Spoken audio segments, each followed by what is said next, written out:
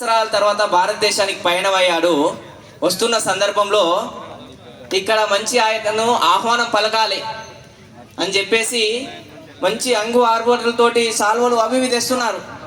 కానీ స్వామి వివేకానంద ఓడ దిగగానే నేలను టచ్ చేసి ఆ మట్టిని రాసుకున్నాడు, ఒళ్ళు మొత్తం మట్టి రుద్దుకున్నాడు.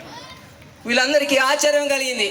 అరే ఏం చేస్తున్నామని అంటే స్వామి వివేకానంద అన్నాడు, ఇన్ని సంవత్సరాలు భోగ దేశాలైనటువంటి ఆ దేశంలో తిరిగాను, నా కన్న తల్లి ఒడిని మర్చిపోయాను. ఇప్పుడు వచ్చాను కాబట్టి నా కన్న తల్లి ఒడిలో ఒకసారి ఉండాలని చెప్పేసి రుద్దుకున్నాను అని చెప్పాడు స్వామి వివేకానంద. ఈరోజు మనం మన దేశం యొక్క ఔన్నత్యాన్ని, మన ధర్మం యొక్క జాగృతిని మర్చిపోయాం. మనం మదన్ మోహన్ మాలవీయ గారు కాశీలో హిందూ విశ్వవిద్యాలయాన్ని నడిపిస్తున్నాడు.